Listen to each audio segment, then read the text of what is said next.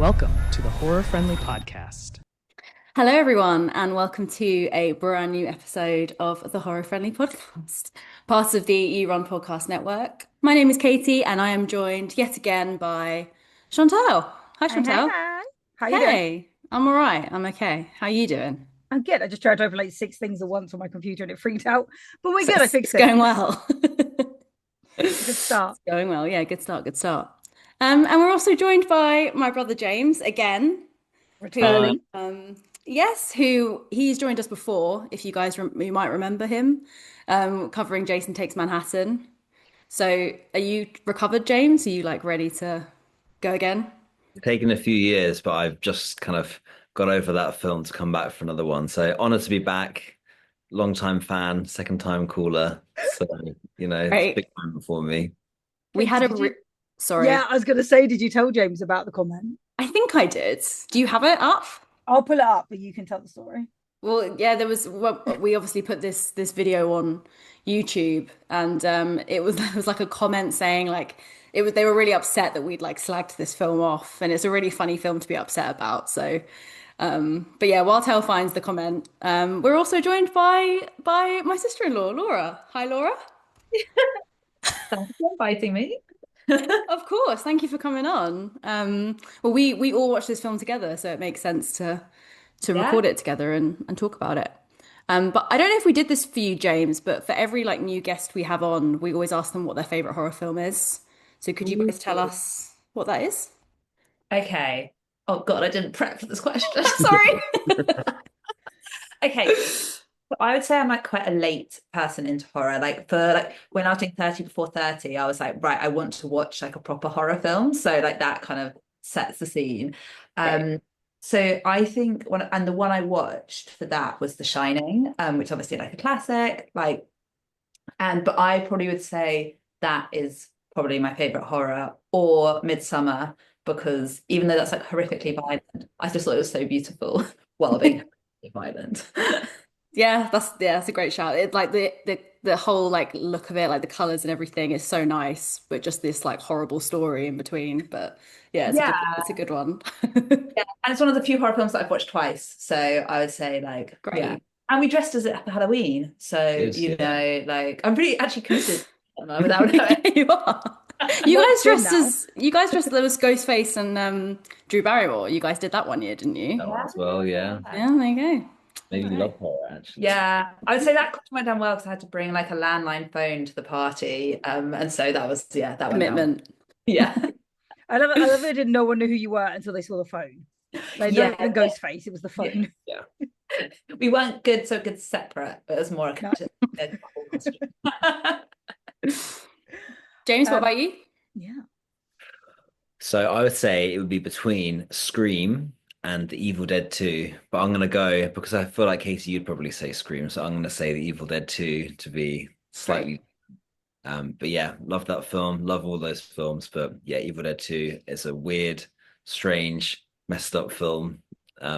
Yeah, but both of those are in my top four in Letterboxd, so There we go. There we go. 21. Yeah. Well, that's the one we haven't covered. Like all the others you guys have said, we've covered pretty much those. But Evil Dead 2, tell you're not ready for what you're going to experience. All right. Bring Yeah, it. but I don't know if you'll like it. But anyway, we'll see when we get there, when we get I to actually it. can't remember why I haven't watched it yet. No, you've not watched the original one. We covered the 2013 one, which is No, and I great. thought I had, and then I was really disappointed in myself when I realized I hadn't. I was like, oh, awesome. So, it's right. Mitch is going away soon, so I'll just have to spend the weekend like catching up on all the horror films I Absolutely. haven't seen that I've been for some reason putting off. Definitely. So I found the comment, and it was from someone whose username is Mock the Cross, which I want you to remember. So it's in all caps, and it's mad, and it's people, please stop mocking Jason Voorhees and his movies. If you were a true Jason fan, no mocking and complaining would happen. On the other hand, I am a true blood Jason fan. And then there's Doesn't like, make any sense. I think they're punching emojis. I think they're waving and then a bunch of hearts and rain clouds. I'm not really sure. Someone actually replied to them though, and it was like, if you're a true fan, you'd blindly follow whatever comes next rather than having your own opinion. Touch grass, child.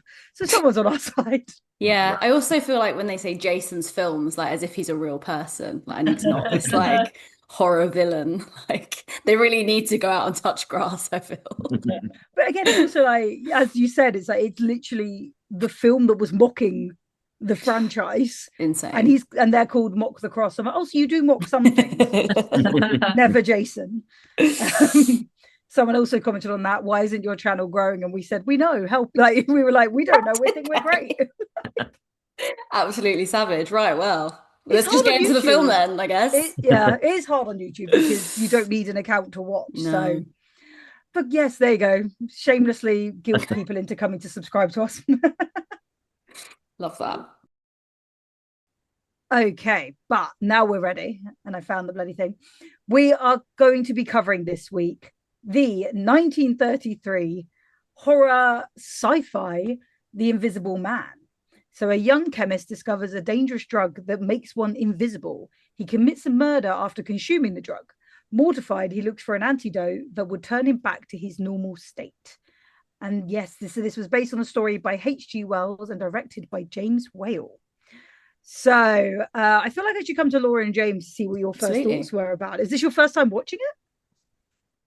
So I watched it a few years ago with my friend during lockdown, and was kind of going in thinking it was going to be like kind of a classic kind of old horror movie, maybe quite hammy, and actually turned out to be a pretty wild, strange film with amazing special effects and just like a kind of hilariously evil bad guy. So it was much more like the we'll get into it later, I'm sure, but like the numbers of deaths in this film is probably way more than any film in 1933 had ever had, really. So yeah, I watched it then. And yeah, obviously then they did the remake, which is pretty different to this one. So yeah, maybe I think that's the reason why we watched it in the first place. But yeah, so I've seen it. I saw it a few years ago. And it stood up. So Yeah. yeah. Mm. So yeah, I really liked it. One of the reasons I also really liked it was 70 minutes, and it was just like there was no like fat in it at all. It was just like every scene needed to be there, and I just really appreciate that with a film now, where like every film is 3 hours long, and I was just like, no, this is really good. And also I liked it because it was like a thriller, but it was also quite funny in bits as well. Like when he's like, oh yeah, we'll get into it probably, but like when he's like in the pajamas, like that is like quite a funny scene. Like or he's dancing down the road. So yeah, I thought it was good. I thought it was really atmospheric. I thought it definitely stood up. Like even though it's a 1933 film, like nearly 100 years ago, I was still like, how did they do that? So yeah, I would say it was a good choice. It was a bold choice, and you put a film on and get everyone to sit down to watch, it had gone well. Yeah, definitely. Yeah, it's hard to know as well. Like for a 1933 film, it's kind of like, is this going to hold up? Is this actually going to be a good like universal horror film? But I think because we've covered a few older films, like obviously Nosferatu, Dracula, and they were good, and I felt like held up. So I don't feel like I was too worried about that watching it. Yeah, I don't know, but I was pleasant. I mean, I didn't feel like it was going to be bad, but I was also pleasantly surprised how good it was. No, I think you're right, because as you said, like when we covered Dracula, we couldn't stop laughing at the overacting, because I can't remember what year that came out, 1930 something, one possibly. But it was so, I get, because again, like people hadn't seen a lot of films before. So like everyone had come from stage and was suddenly like overacting. So, and we just found it hilarious. So again, I wonder if this film was as funny as you said, Laura, in 1933, or Yeah. is it just really funny to now watch a man like, again, it was just a pair of trousers skipping down the road, and it was brilliant. Yeah, I just thought that was like, I just like the contrast of it. Like I was just like, as you said, like in 1950s would have been really scary, right? Like it would have been like, oh my God, how they done it? But then I was like, now we're just dancing down the road. Yeah. But you're like, again, it is basically, this is my perfect film, because as you say, it's like 70 minutes, boom, straight in. He literally turns up already invisible. So you're already like, what's this weird guy doing walking into a pub? Boom, we're in the story. And the effects, again, this is why, fuck AI, this is why like practical effects work. Because yeah, like you say, when you said nearly 100 years, I nearly cried. I was like, I hadn't done that maths. wow, my maths is bad. But yeah, and it's the fact that we're watching it now going, how? And there's a couple that you once kind of pointed out you kind of can see, but actually what like a couple of them I was like, I didn't even notice until I looked into it. And then I was like, No. oh, okay. But yeah, you're so in the film at the time, you're just like, that's clever, that's cool. No. Well, after we watched it, we watched a video on YouTube explaining some of the SFX. And after watching that video, I still didn't understand what they did. It was like something involving black tape and a mirror. Literally no idea what it means. Like, you may as well have said nothing at that point in that video because I got nothing from that. Yeah, you're like, I'm still just as baffled. No idea what's happened.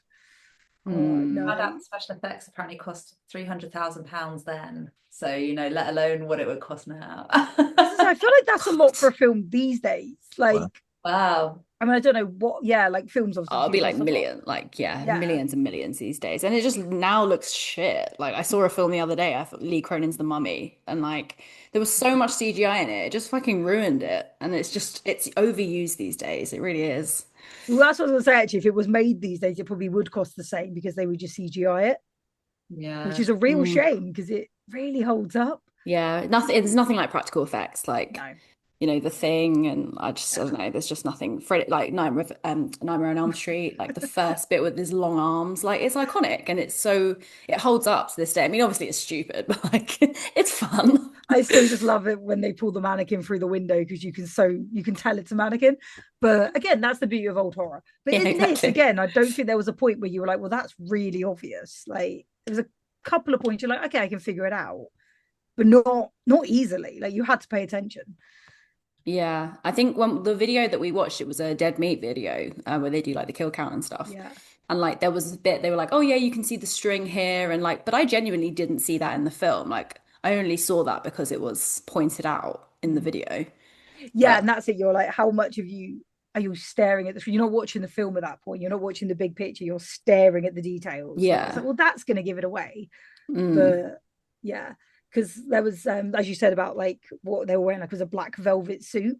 So apparently the actor, whose name I've already forgotten, that's awful. Claude Rains. Thank you. Again, I've got it all open, but I'm like, oh, but they all look so different. It's all black and white photos. Cast because they were like, even with just a voice, such a powerful actor, they were like, he's going to be amazing as the Invisible Man. But he passed out a couple of times because he was like head to toe in black velvet. And it was essentially the same as a green screen, like wearing a green morph suit on a green screen, but it was black on black. But they literally, anything that was showing, they had to like paint on the film to like get it out because that's how they did it back then, which is fucking mental. Also, how are you that talented that you can like paint people? I don't know. I'm clearly not a talented artist. But yeah, so but in fact, it stood up. It stood the test of time. So at least it's like credit to the people who did it, rather than imagine doing all that and then being like, "Yeah, guys, this is really bad, really obvious." You watch film from like the early 2000s, it's just like this is almost unwatchable how bad the effects are. And then this film is 100 years old, and you're like, "This is great. It looks so cool." But the people might have been like, "I'm an artist too," and then their work has not stood the test of time. No. We really have gone like back in time, haven't we? Oh yeah, we've completely gone the wrong way. Like, can we stop that, please? I feel like there's just this. I'm having this realization about horror and how it's just not. It's not like. I mean, in some ways it has, but I think with SFX and I mean, the film I saw the other night, like it really has gone back. Like James said, like early noughties kind of CGI, just not good, not effective, not scary. No, but I would also say we have covered a few films that are more modern and they've actually forked out the extra to do practical effects because I think there is a bit, especially within horror, where there is that love for it and it's like, no, I'm not going to CGI. I don't want to. So they will kind of put the extra into it and it shows you, like you said, you can watch one from 2010 and be like, this is shit.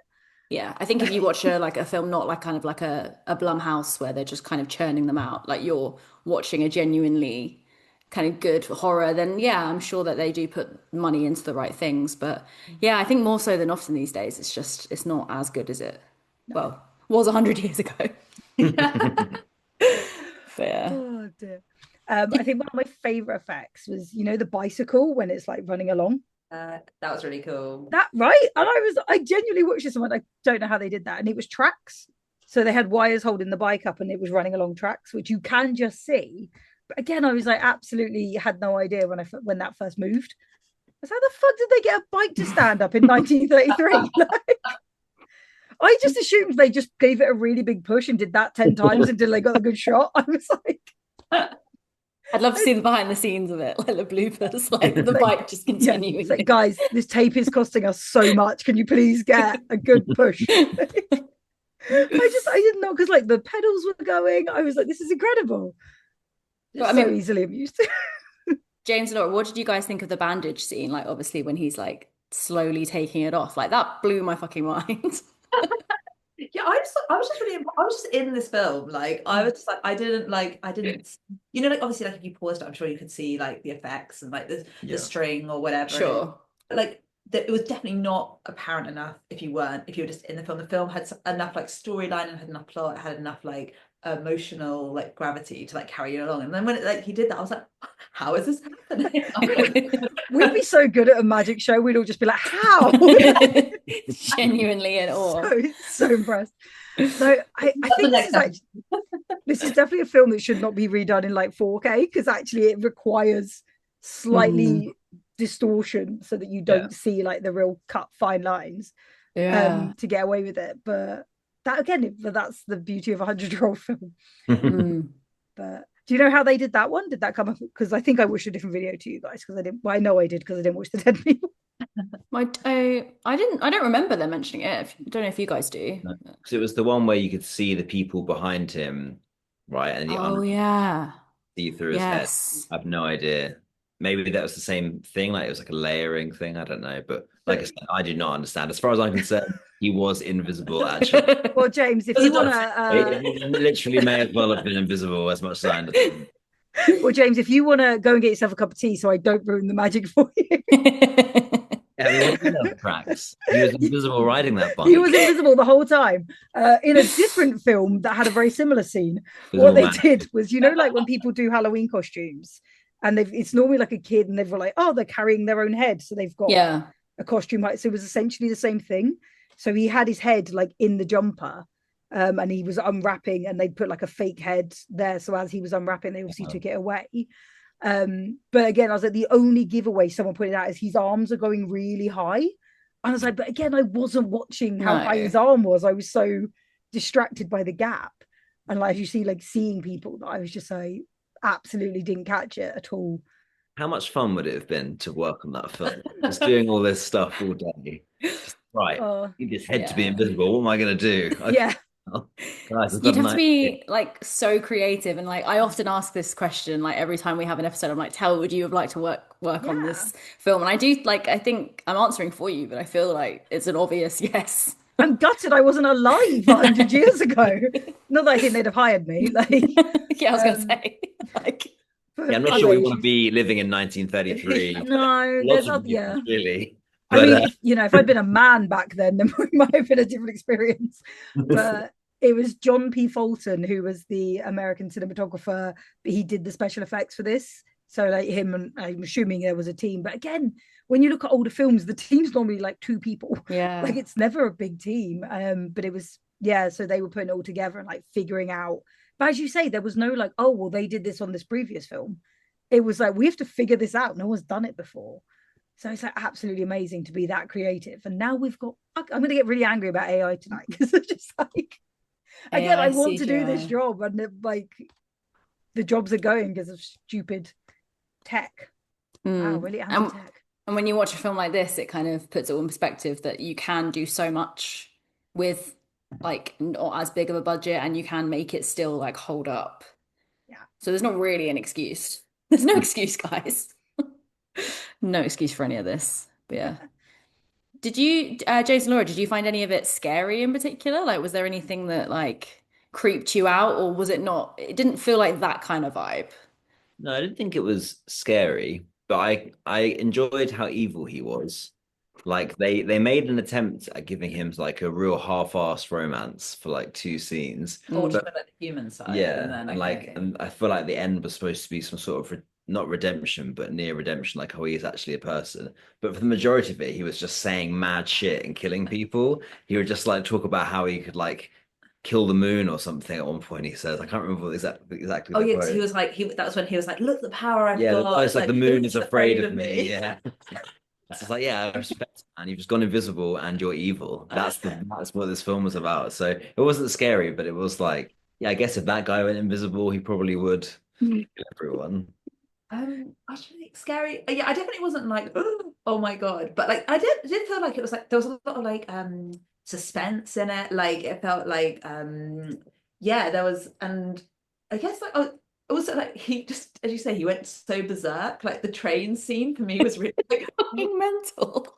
why did you just kill like the 200 people on the train? Left the train guard. I think he left the train guard alive. So I guess like to be like Wow. you actually did You have this. to live with this. Yeah. Yeah.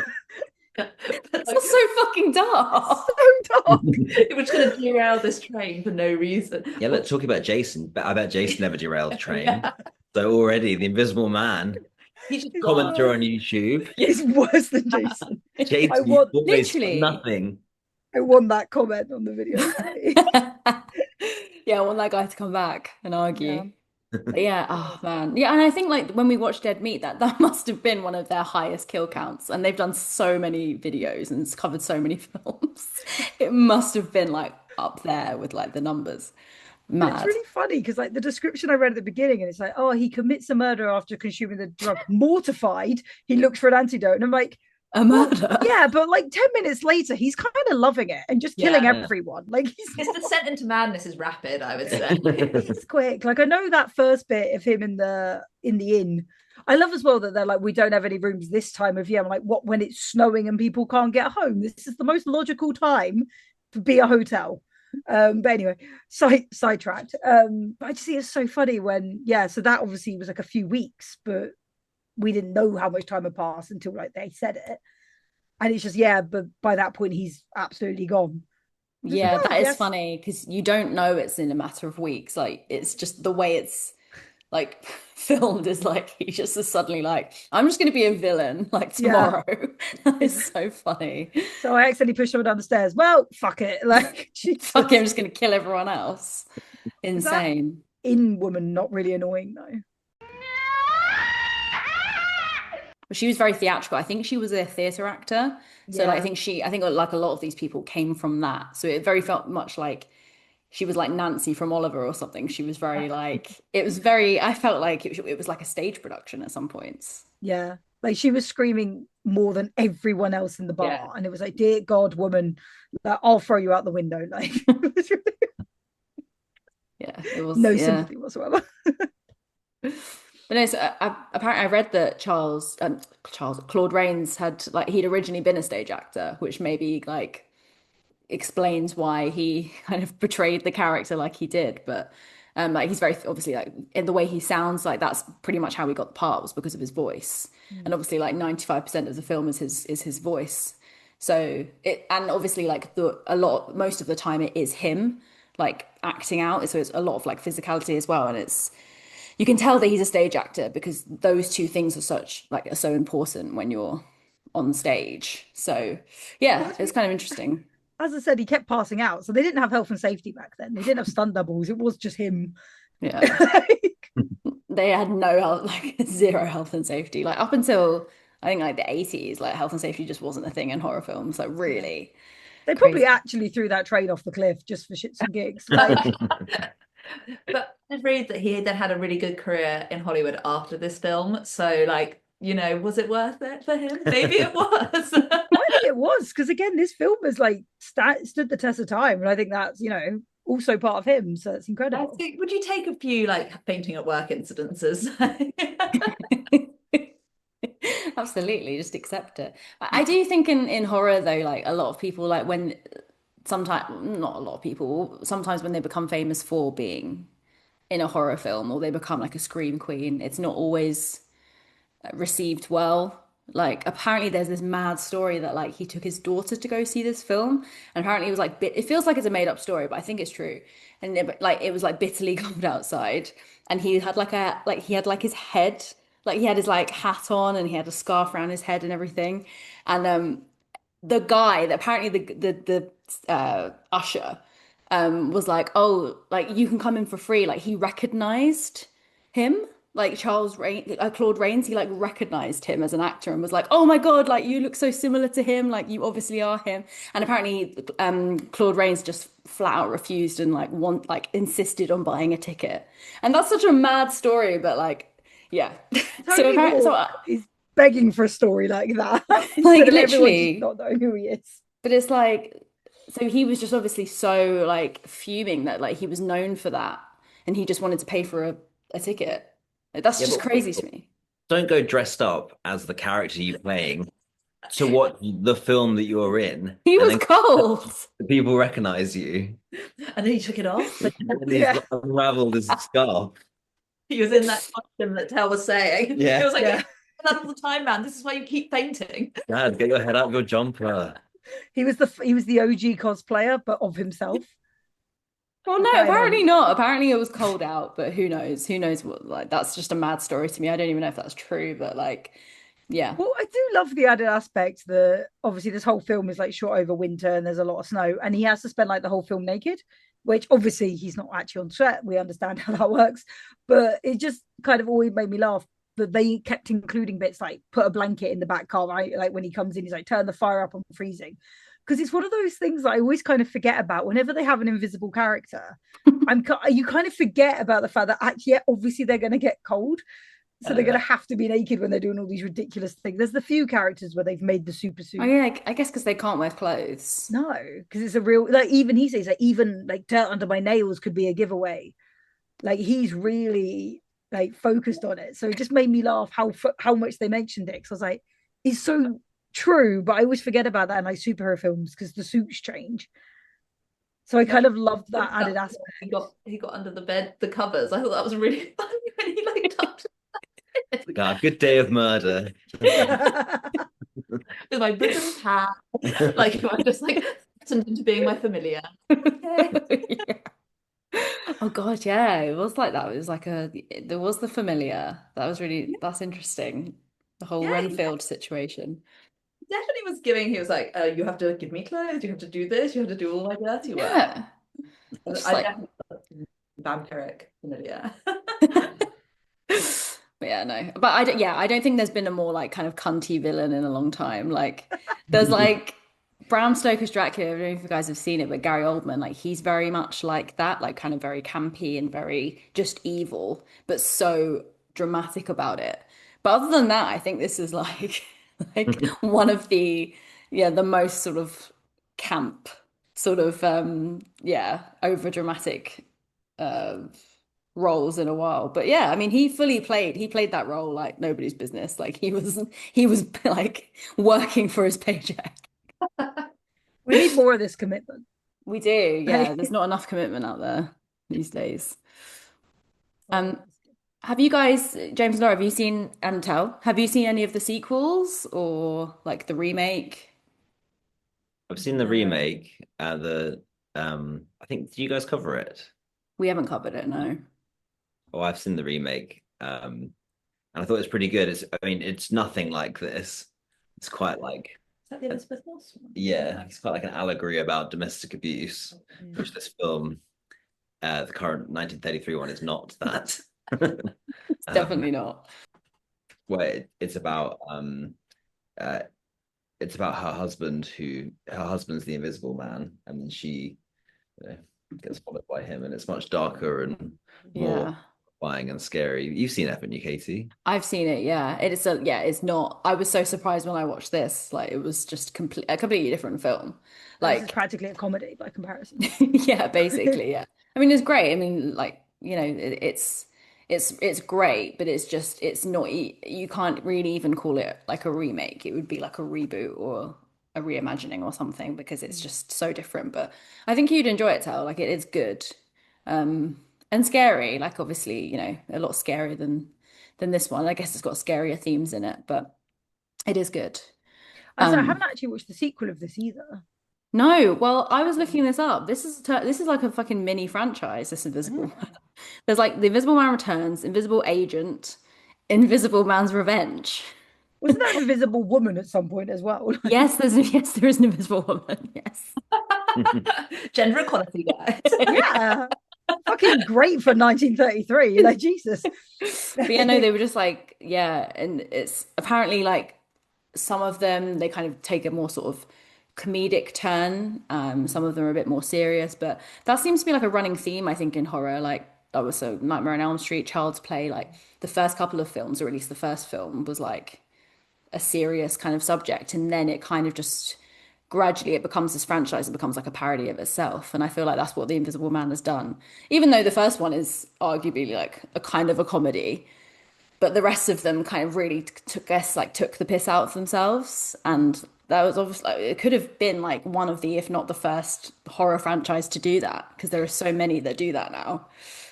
Like Scream, we've got Scream 7, that's literally become a parody of itself. So yeah, it's funny. It's probably one of the first franchises that did that, like had that theme in horror. But I'd like to watch The Invisible Woman for sure. I feel like there was a 2000s film called The Hollow Man. That was probably like, you can count that as part of the Invisible Man I'm franchise. sure we can. I think Kevin Bacon was the Hollow Man. Incredible. Great. There we go. We'll put that on the list, Tal. Yeah. Great.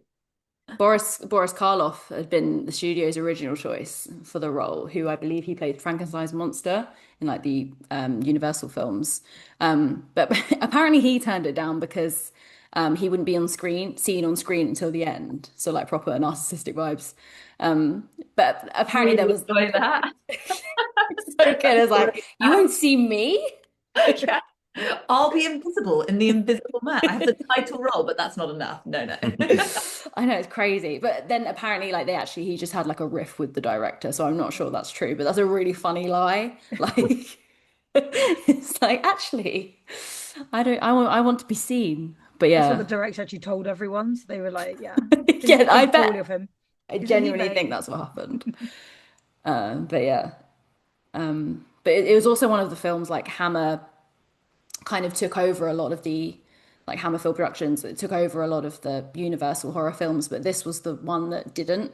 They like kind of reimagined the Universal monsters, but it never touched the Invisible Man. Like it's always kind of stayed in that lane. That and like the Creature from the Black Lagoon, like they've kind of stayed, which is quite interesting. It's funny that like they didn't take them over, but I guess there was so much success with like Dracula and stuff, and like Christopher Lee coming into the picture, like it probably just wasn't needed. But it feels like one of those kind of underrated Universal horror films. So I think when you think of Universal horror, you don't go straight to The Invisible Man. Like even if you're not that familiar with them, I would say you go straight to like Frankenstein and Dracula. Like this isn't one you would pick, I don't think. No, and I'd argue it's like not necessarily one of the best, because don't be wrong, there were, as you say, like there were quite a few of them that were brilliant and they really kind of set the way for horror. But he is like actually quite a scary character, because again he goes just off the deep end, completely villainous. Like Mm. and how, yeah, like I know he's just a man, but like how do you defeat someone you literally can't see and who's that Yeah, the determined concept to of just it. kill? Yeah. I mean, you guys, James Norrie, you've seen like I know it's not a Hammer or a Universal film, but you've seen Have you guys seen Nosferatu when you Yeah. went? The Yeah, original yeah, one. Yeah, like the silent film. Yeah. yes.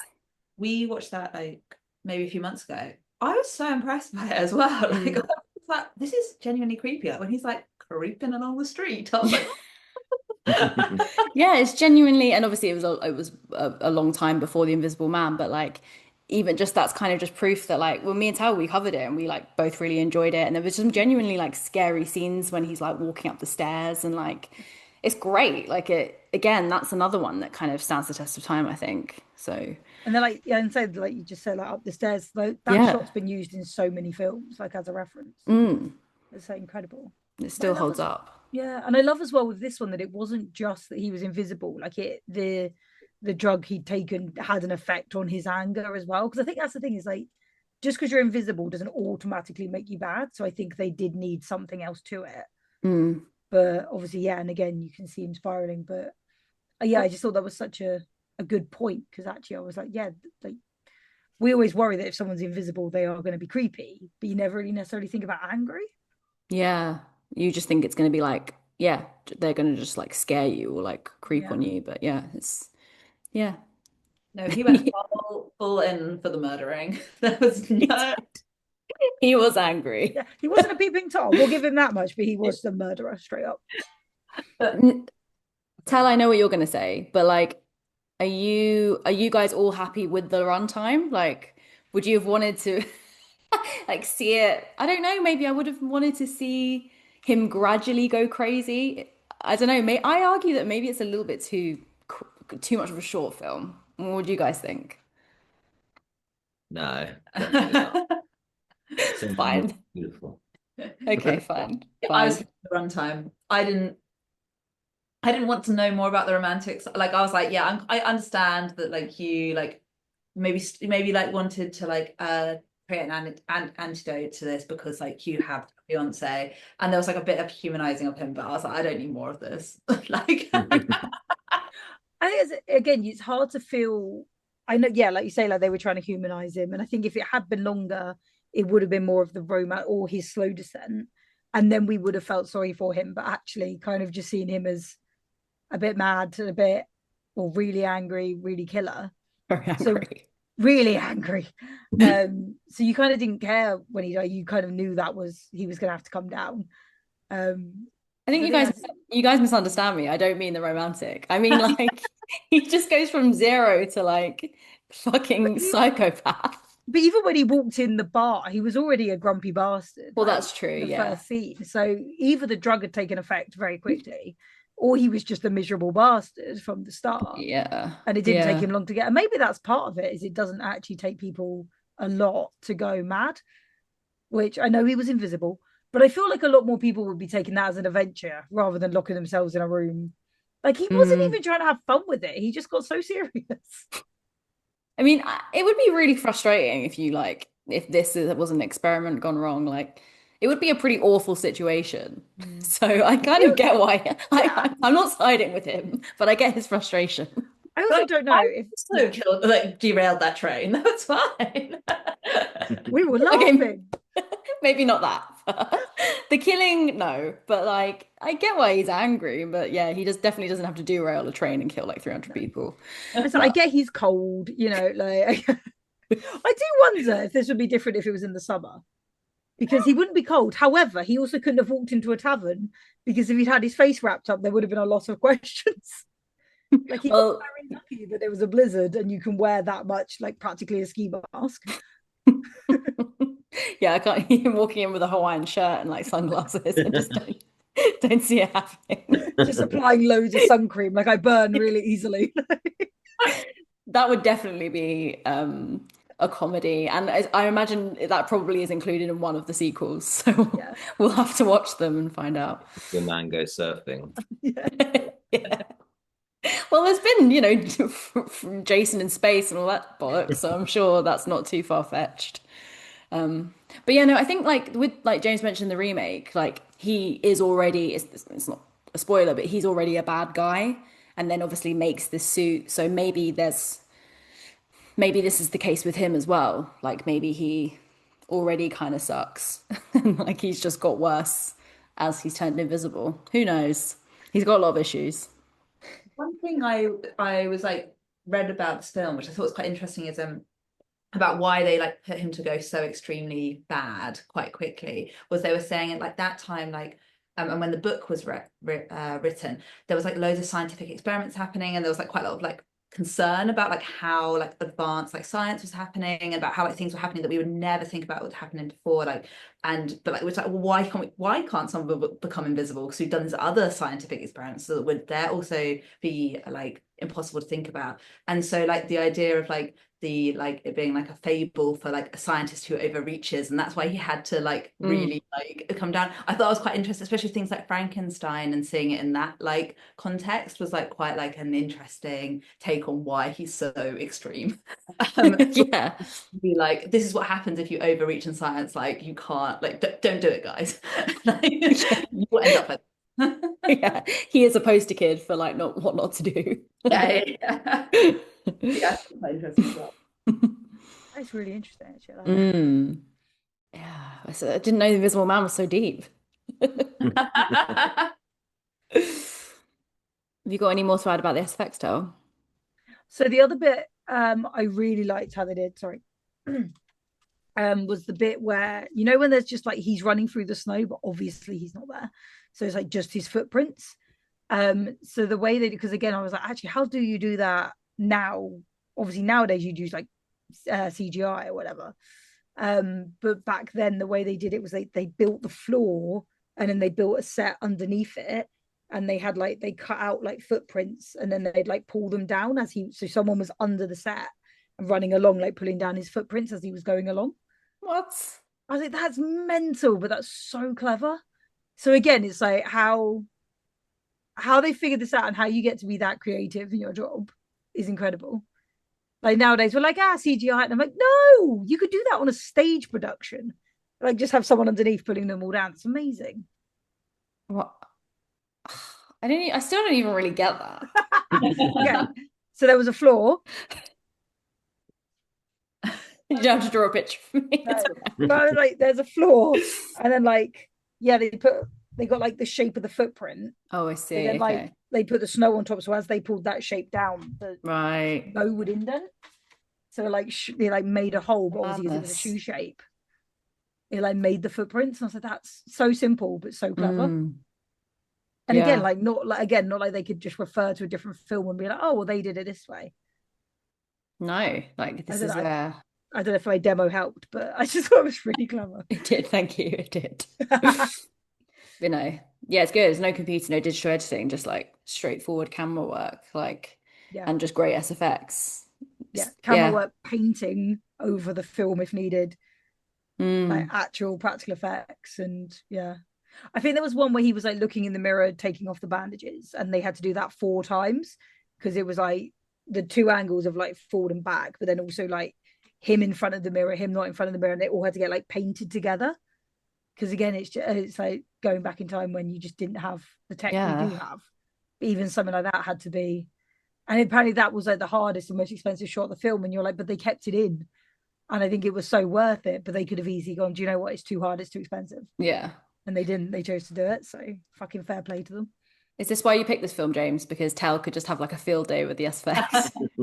Tel's just nerding out. But yeah, no. The other films we were going to pick Katie, and lots of them were like, Tell would hate this. Do you know what? If you ever like, if I'm ever like, this is the worst film ever, I'll just leave you two to it. And like, you two. If you ever say it's the worst film ever, it's probably good. Yeah, it's probably one you fucking love. Yeah, it's true. But no, I think, yeah, like this was James's choice, but like, it was a good one, I think, because it's like, it can go either way, I think, when like something was in 1933, it can, I don't know, it was a pleasant surprise, this film, for sure. Like, I wasn't sure what to expect.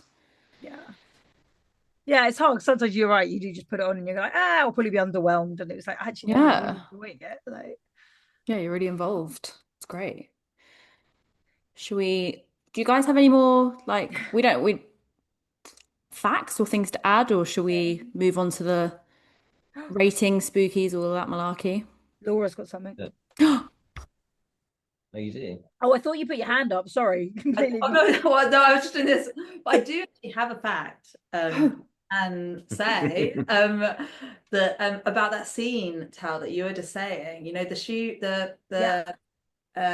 it? The shoe prints. Yeah, the shoe prints that came out.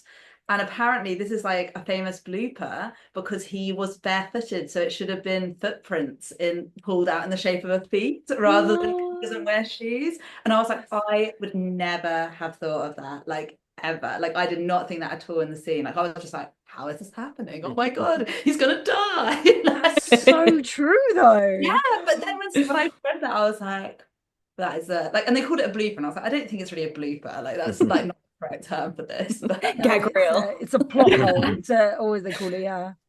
But yeah, I thought that was quite like a funny, That's great. yeah. Considering how much they had to do to make sure he was like nothing was seen around, and they're like, put him in shoes. That's hilarious. I didn't even think about that. Like, yeah, that's just something. Yeah. Well, I think one more fact as well, and if we're just gonna Please. the film, this is never mentioned at all, is set in West Sussex near Chichester. Where near Chichester? Ipping, I think it is, Ipping. Is that a real place? I don't know, but it's in West Sussex. Fucking mad. It literally just came up like set in a small English countryside village. I was like, hang on, this was set in England? I thought it was Holy shit. Nothing about this made me think this was an English film, which is. I'm trying to think how the police officers were dressed now. Actually, were they? Well, they were all English, weren't they? They're all bobbies, yeah. They're all British. I think everyone was pretty much British in this film. That's so But- funny. I didn't even connect that. But I didn't think, maybe because it's a universal like monsters Yeah. film, you associate that with like American. But like, yeah, I didn't know it was Sussex. That's hysterical. That's great. Maybe that's why we love it. We're just so connected to it. Yeah, the bit when he goes on the pier is so good in Brighton. He goes to On the waltzes, the gets the donuts. you can have as many go on the waltzes as you want when you're invisible. That's one perk, I guess, apart from like crippling loneliness and depression. Yeah, but how can you be sad when you're on the Dodgems on the pier? Like, come on, Eating donuts. just stealing the donuts. I was going to say that it's like such a giveaway when you're just like eating donuts. That was the other fact he says actually is like he can't go outside for like half an hour after he's eaten. I was like, this is just getting funnier that he's had to figure all this out. That's so funny that that was in the film. Like this was meant to be like a horror film. Like these were like the practicalities, like Laura said about him, like tucking himself in at night. Like I'm getting ready for bed, and I've just killed everyone. Monsters need to snuggle up night too. I Okay. guess so. Monsters also need love, I suppose. Paige, you're really on his side. You're really identifying with this. Pro-invisible man. Yeah. Like, you just misunderstood, guys. It's just misunderstood. I misunderstood. I could fix him. Yeah, no, it's weird. Like, I don't know whether, like, me and Tell, like, I'm just lumping Tell in with this, but often, like, when we were on like the shark side in Jaws, like at one point. I don't know how we got to this, Bruce.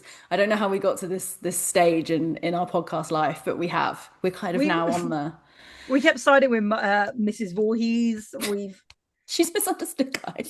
She had Ridiculous. like. I see her point. Yeah. And this is the problem again. Like a lot of horror now, we're like, they're not about. They've got a point. Like, It's not a good thing. it's not We've great. been doing this for too long. This is why we need James and Lauren to kind of like, rein us in a bit. Attention, like Murder, it's bad, guys. Are you sure? Well, that was the fun. Come on. Come on. A whole train of people. He left the guard alive.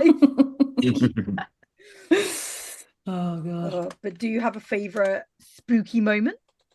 And what would you give the spookies out of 5? Put you on the spot. We always forget about this question, even though we know it every week. Shall I go first? Yeah, you guys think about it. So my spooky moment, it's probably going to either be the head wrap, because that was great, and that was like a iconic moment in the film, or the train. I'm going to go for the head wrap. That's less dark. I just thought that was great, and then you kind of then see the perspective of the other people watching him do it. I thought that was great. And yeah, about in terms of like how high his arm is, like I didn't notice that at all. I just thought it was really fun and really shocking. And spookies, I'm gonna give this a 4 out of 5. Like it was really good. I had a great time. Like fine, it was a good length. But my only thing is that I feel like it would have been nice to see maybe a little bit more time of him like slowly going crazy. So maybe if it was like 80 minutes, I would be. That's just because you're a sympathizer for the Invisible Man. So. But yeah, but other than that, it was a great film. Like you can't fault it. Like it wasn't particularly scary, but creepy and dark in some places. And yeah, I would definitely watch this again. I wouldn't say it was like a pizza party film. Like it's what me and Tel call like these shitty like slashers is like a pizza party film. But I would definitely watch it again for sure. I would be curious to speak to someone who saw this like way back when, to know if it was like received as a really scary film. Because again, are we just like, it's not that scary? Yeah. 2026 eyes. So I would be very interested to know how it was like originally received back then. Yeah. Tel, why don't you go first, and we'll leave our guests. So I think my favorite spooky moment is, I think I'm going to go with when he first gets out, and he's like running away from the pub where he's been staying, and he does the bike throw and then starts throwing at the police officers. Because I think at that point is like it would be easy. He's invisible. It would be easy for him to just kind of hide, but instead he's like fighting back, and I think that kind of shows that actually it's not just gonna be hide and seek. This film, it is gonna be actually having to try and restrain him. And how do you catch an invisible man? I think that kind of shows that escalation, which I quite like. Spookies? Oh, sorry. I'm going to give it 5 spookies out of 5 because obviously, Hell yeah, perfect time length, straight in for the film, and incredible SFX that stood the test of time. So, James, you've got a 5 out of 10. This is mental. I never have this. I'm not. Shut up! Like I'm not that. I'm a horror snob. No, but yeah, no. Shout out John P. Fulton for those effects that are still fucking modern stuff can't hold the frame to it. So fair play. Well, if you're ready, I'll hand over to you two. You can decide who goes first. So favorite. I really like the scenes. You know, you're talking like where he took off like the mask. Yeah. The bandages, but one thing I also really liked was like his death scene as well. Like when he revealed it himself back. I thought like it wasn't like necessarily scary, but it was definitely still quite like impactful, right? Like it was like, oh, okay, like something like he becomes like, I thought that was really good, and I would give it, I reckon 4. I would go my Letterboxd score as well. Like I was like, because I really enjoyed it. Good length, like well, not scary, but like really engrossing film, and like. I liked it. Like, you know, you're just like, and special effects were just really good. Yeah. I think Great. Well, I think the train's obviously like a horrifying moment, but I think one of the best kind of kills is when his familiar thinks he's escaped at the end. Then he reveals that he's in the car next to him the whole time. Yeah, that was great. Gets out the car, makes the dude stay in the car, and then pushes the car off a cliff. Just so extra. There's like a million ways you could kill this guy. It's like, and then he really berates him. He's like, "You're a coward and a terrible guy." It's like, wow, okay, the familiar has been killed. I love we're calling him the familiar. Yeah, I guess he kind of is. It is. It's the best term, really. And I give it a 5 too. I think it's good. Great film. Great. I forgot about that familiar scene because that is actually like that does have like an aspect of horror in it because it's kind of like taking him, like it's almost like kidnapping him, really. Like that's what they're doing. But yeah, poor familiar. Can't remember his name, but R.I.P. Yeah, he was one of the other doctors. There was a lot of doctors in the film. Yes. A lot of doctors. Like, why are there so many doctors in it? I suppose it's a science film. Well, that was The Invisible Man, the original 1933 version. Join us again in a couple of weeks for whatever film we're covering next. Follow us on all our socials and you'll be able to see what's coming up next. Thank you, Laura and James, for joining us. I'm sure we'll get you along for another film at some point. We'll let you even choose if you want to. Well, I mean, you did choose this one, so yeah, we'll clearly you come with good suggestions. But until then, bye. Bye. Don't die. Yeah! We made it.